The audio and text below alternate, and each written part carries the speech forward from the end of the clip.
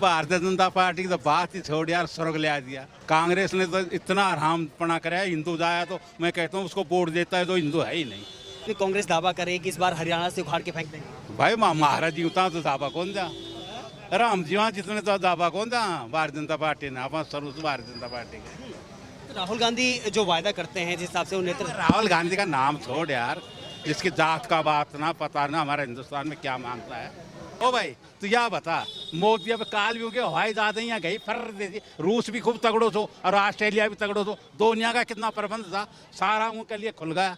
हमारे लड़के ऐसे आते हैं, हमारे के साथ दूसरे भी आते हैं उसका झंडा लेकर तिरंगे को, कितनी कदर है। सारे बड़े बड़े मिनिस्टर बड़े बड़े देश कितने थे, वो आज चाय बना रहे हमारे प्रधानमंत्री को पे आते हैं। मोदी की क्या होड़ है, वो तो एक अवतार है। मैं आपको एसएन शर्मा। अभी पिछले 10 साल के भाजपा के कार्यकाल को देखें, चाहे वो हरियाणा की बात हो चाहे गुड़गांव की बात हो, कैसे देखते हैं? मैं तो यदि कोई ये कहे कि आप कितने नंबर दोगे 10 में से, तो मैं 9 नंबर दूंगा भाजपा। उसका सबसे बड़ा कारण है कि जो छोटी छोटी प्रॉब्लम थी, जो बहुत छोटी छोटी प्रॉब्लम थी, वो भी सोल्व हुई हैं, आम गरीब आदमी तक पहुंच गई है, आम गरीब आदमी तक हम पहुंचे हैं। पहले क्या था कि पहले किसी के खाते अकाउंट नहीं होते थे, अब फैसिलिटीज़ है वो डायरेक्ट उनके खाते में ट्रांसफ़र हो रही है। लोगों को बेनिफिट हो रहा है, काफ़ी बेनिफिट हो रहा है। मैं तो एक छोटा सा एग्जांपल देता हूँ।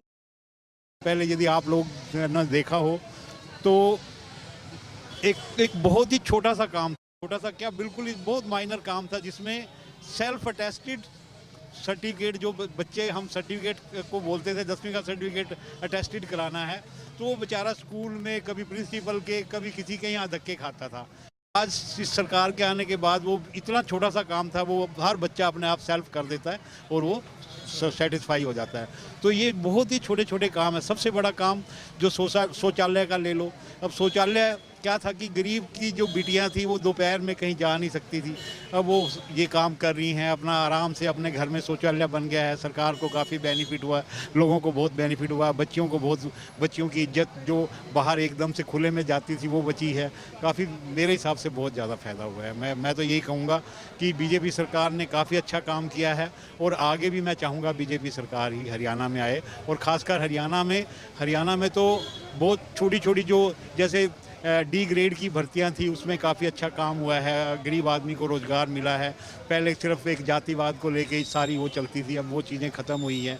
काफ़ी मतलब मैं तो इससे बहुत संतुष्ट हूँ कि बीजेपी ने काफ़ी अच्छा काम। कांग्रेस शासनकाल में और वो भाजपा के में मूल अंतर क्या देखते हैं? मूल अंतर ये है कि वहाँ पर पैसा देने के बाद भी काम नहीं होता था और यहाँ पर अभी बिना पैसे दिए भी काम बन जाता है। गरीब का बच्चा नौकरी लग रहा है, जो सबसे बड़ा काम है।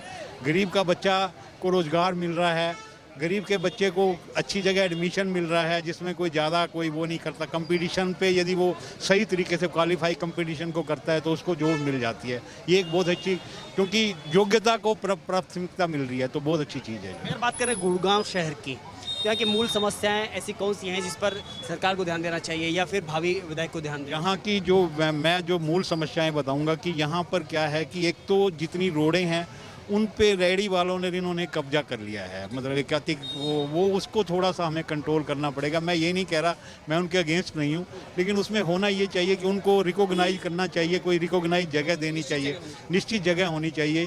क्योंकि जैसे आप यही रोड को ले लो, आप जिस रोड पे हम खड़े हैं, इस रोड पे आप यहाँ से वहाँ तक देखोगे कम से कम 50 रेहड़ियाँ खड़ी हैं, जो एक बहुत बड़ा, और लोगों ने भी ज़मीन को इधर से उधर घेर लिया है। कुछ इस टाइप की चीज़ों पे हमें सरकार को ध्यान देना चाहिए ताकि थोड़ा अच्छा काम हो सके। अब देखिए कि भावी विधायक के रूप में आप किसे देखना चाहते हैं गुड़गांव शहर से? देखो, मैं पिछले काफ़ी सालों से काफ़ी लोगों को जानता हूँ।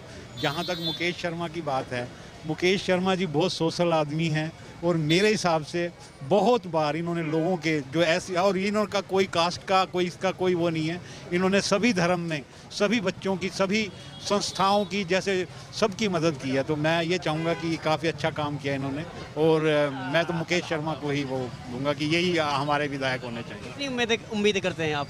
मैं कोशिश कर रहा हूँ, मेरी जो उम्मीद है, मैं तो ये सोच रहा हूँ कि कम से कम 90% तो ये मतलब बने। जी, क्या नाम है आपका? सोंडाराम अग्रवाल, कहाँ से निवासी हैं? यहीं के सरस्वती विहार के। तो गुरुग्राम के मूल निवासी हैं। हाँ।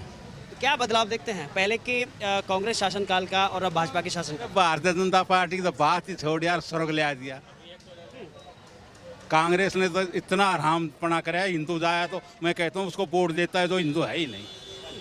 कांग्रेस को इतना गद्दार कर दिया, सब देश को मुसलमानों को भेज दिया। ऐसा क्या किया मतलब जो आप उसमें सड़ा हमारे मकान पर कल आकर वो क्या करते, कब्जा हमारा है, उसी का है। इससे बच्चे क्या, हमारे मंदिरों का सारा पैसे उनके जा रहे हैं, और क्या करेंगे।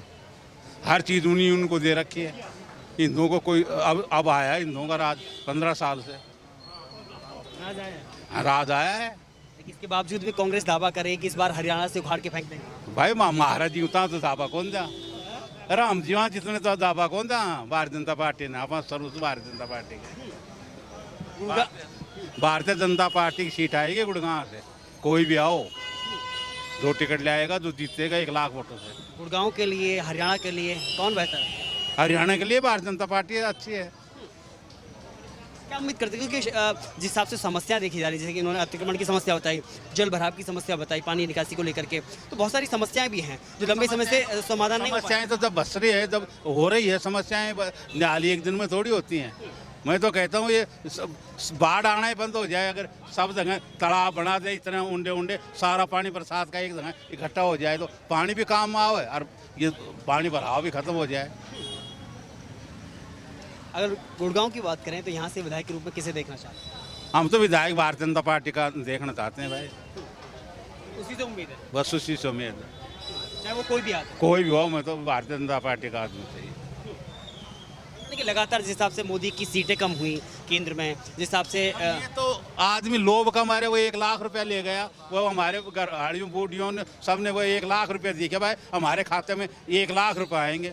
दुनिया लोभ के मारी मर गई, खटाखट है, लोभ की मारी मर गई भाई। उसमें क्या क्या जाए, हमारा हिंदुस्तान सदा पिटे जहाँ काम देता है, वो तो लोभ का आप विस्तार ही है ना। तो राहुल गांधी जो वायदा करते हैं, जिस हिसाब से वो नेतृत्व, राहुल गांधी का नाम छोड़ यार, जिसकी जात का बात ना पता ना हमारा हिंदुस्तान में क्या मानता है। लेकिन सीटें बढ़ी हैं इस बार। बढ़िया तो बढ़ो, कांग्रेस से बढ़ो यार। जब 400 से 90 बढ़ गई, क्या बढ़ गई? 400 भी थी उनकी, 350 भी थी, 250 भी थी, क्या बढ़ गई?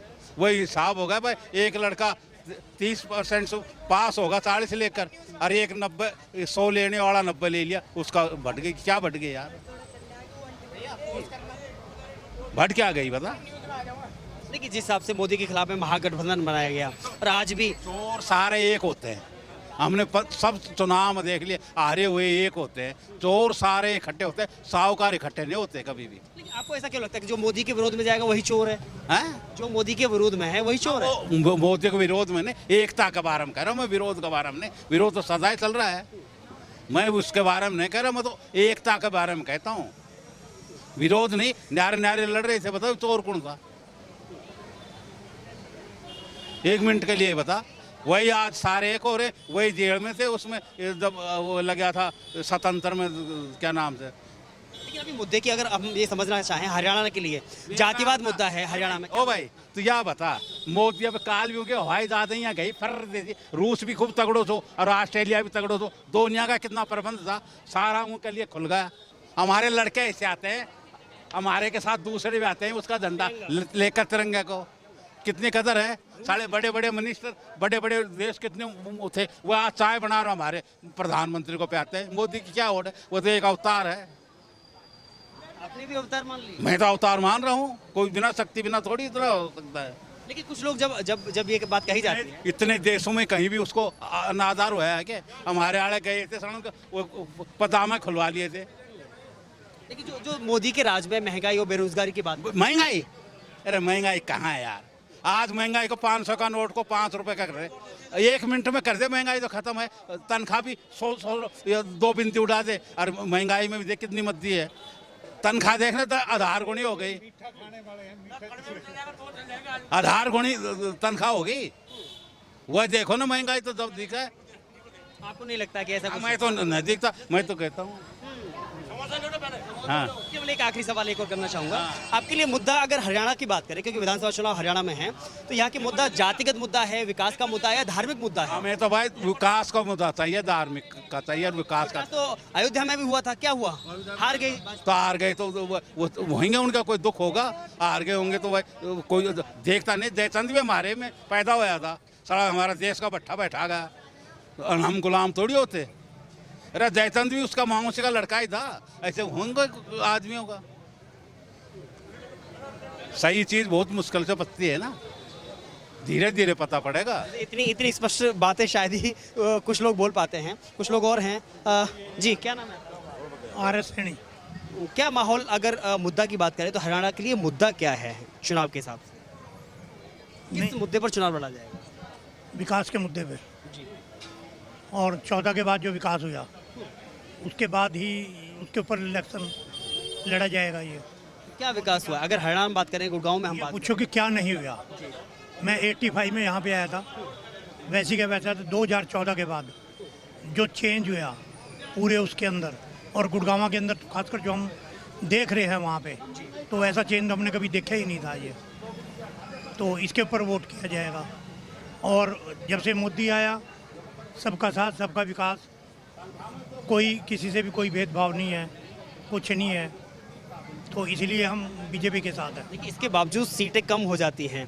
केंद्र में जब हाल ही में चुनाव हुए तो परिणाम कुछ और आते हैं, एग्जिट पोल भी फेल हो जाते हैं। तो इसकी मूल वजह फिर आप क्या मानते हैं? नहीं नहीं, ये जो अभी संविधान के लेके ये जो गलत अफवाहें जो उड़ाई गई थी, ये इसकी वजह से ये माइंड में किसी के बैठ गया, तो इसकी वजह से सीटें कम हुई।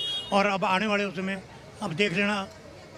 एक तरफ पूरा इंडी गठबंधन की बात करें, चाहे कांग्रेस की बात करें, वो संविधान बचाओ की दुहाई देता है। लेकिन हाल ही में हम देखें तो कल अमित शाह ने, भारतीय जनता पार्टी ने, यानी कि भारत सरकार ने संविधान हत्या दिवस की घोषणा की है, जो कि 25 जून को मनाया। हाँ जी, ये कुछ आदमी ऐसे थे जिनको नहीं पता आज के कि इमरजेंसी लगाई थी।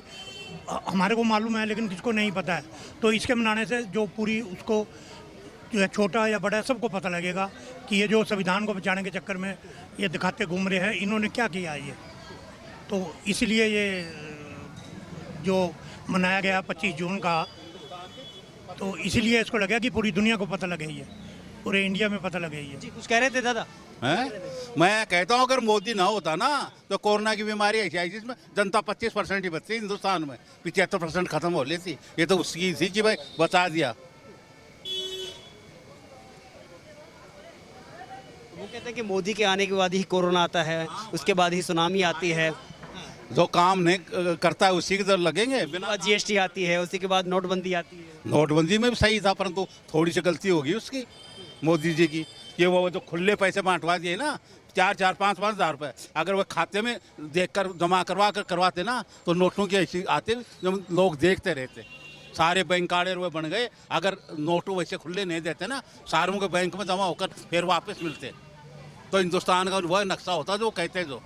परंतु करोड़ करोड़ रुपये खाकर बैंक काले अपने कर दिए सारों को पास, ब्लैक का व्हाइट कर। और अगर इतनी गलती कर दी, बस वो 5,000 रुपये एक आदमी को देने थे ना, अगर वह नहीं करे भाई बैंक में जमा करा कर फिर 5,000 मिलेंगे, तो सबको पता पड़ जाता। लेकिन जो 85 का मुद्दा, ये फार्म भरवाए गए, ये झूठ बोला गया, इसकी वजह से भी इनका वोट परसेंट बढ़ा। लेकिन पूरे गठबंधन ने कितनी सीटें जीती? 232, और बीजेपी की कितने? 240। तो ये बीजेपी को भी हरा नहीं सके हैं, इनकी सारी 232 की 240।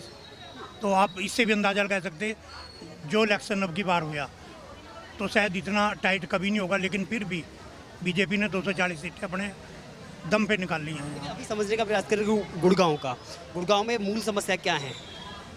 गुड़गांव के अंदर क्या समस्या है? कोई नहीं है, कोई समस्या नहीं है। जो विकास है वो चल रहा है यहाँ पे।